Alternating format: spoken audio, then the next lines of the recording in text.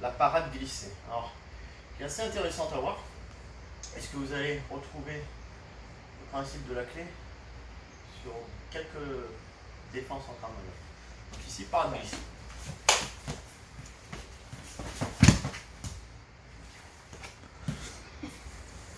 Quand on a le couteau, on ne reste pas à côté de lui même s'il est au sol. Il peut toujours être fort. Donc là, sur la parade glissée, c'est tout simple. Je vais envoyer la main qui va entraîner mon corps. Donc la main ici, avec l'avant-bras, je vais arriver là, glisser tout le long de son bras jusqu'à être bloqué. Quand j'arrive, la main elle part tout droit. Et regardez, c'est elle qui entraîne mon corps sur un déséquilibre. Il ne faut pas avancer la jambe avant d'envoyer le bras, parce que là je vais me faire toucher. C'est le fait d'arriver bien ferme sur son avant-bras, de glisser dessus, qui va me permettre de dévier le couteau.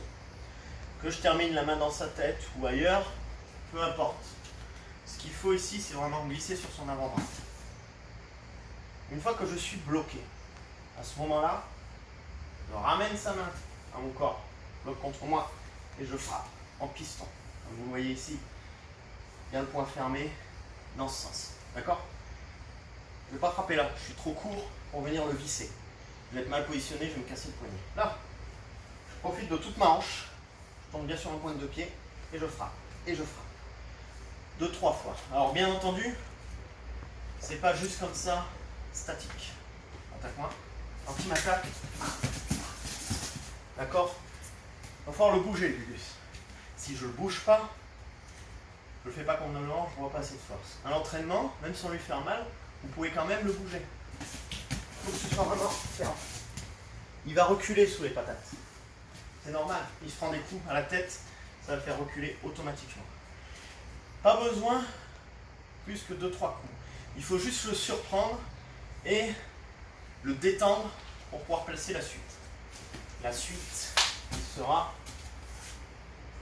de venir récupérer sa main. Comme vous voyez, il a la main fermée, donc paume de ma main est ici derrière.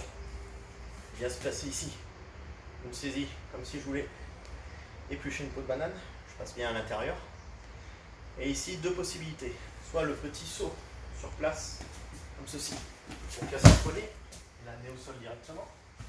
Soit, comme ce que faisait Richard Lieb, attaque,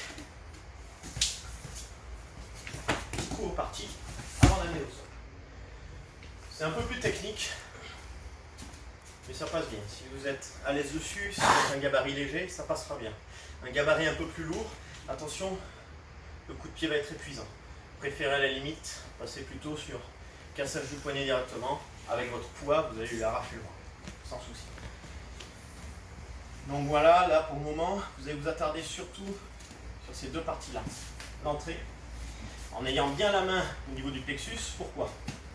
Si je la laisse là, je me fais planter par le couteau.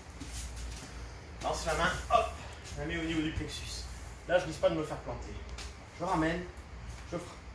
D'accord ? Et là déjà, je suis bien. Si j'arrive à placer ça correctement avec le poids de corps, ce sera bon. La suite, elle intéressera à plus haut niveau. Commencez déjà là-dessus sur du simple, et on verra si on a le temps de placer la suite. Merci à tous. Allez-y, par deux. Alors pour ceux qui ont du mal, il y a possibilité de s'entraîner dans le vide, comme cela. Attends, on n'y va pas. Juste dans le vide. Là, lance la main. D'accord ? Pourquoi lancer la main ? Si j'arrive ici, plier comme ça. Ça ne le fera pas. Vas-y, attaque-moi. Plier.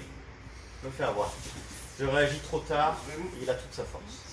Si je lance la main le plus tôt possible, j'ai déjà commencé à le dévier et j'ai plus de force. Lui, il en a moins, mais moins élancé. Là, c'est bon. Comme vous voyez, ça va dévier.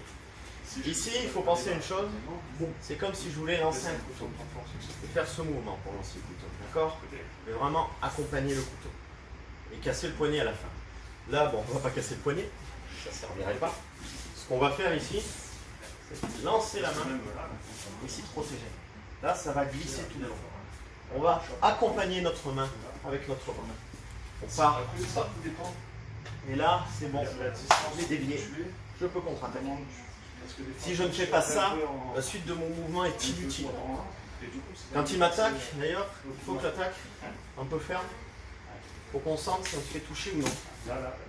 Si une attaque trop molle, j'arriverai à le dévier facilement. Si l'attaque est un peu ferme, j'ai pas dit force, j'ai dit seulement ferme, là, on va le voir de suite. Si on fait le moindre défaut, on va se le prendre.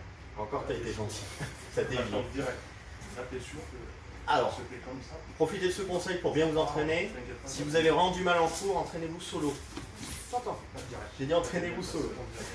Juste, lancez la main, d'un côté comme de l'autre. Toujours travailler les deux côtés et vous ne savez pas si votre agresseur dans la rue va être droitier ou gaucher.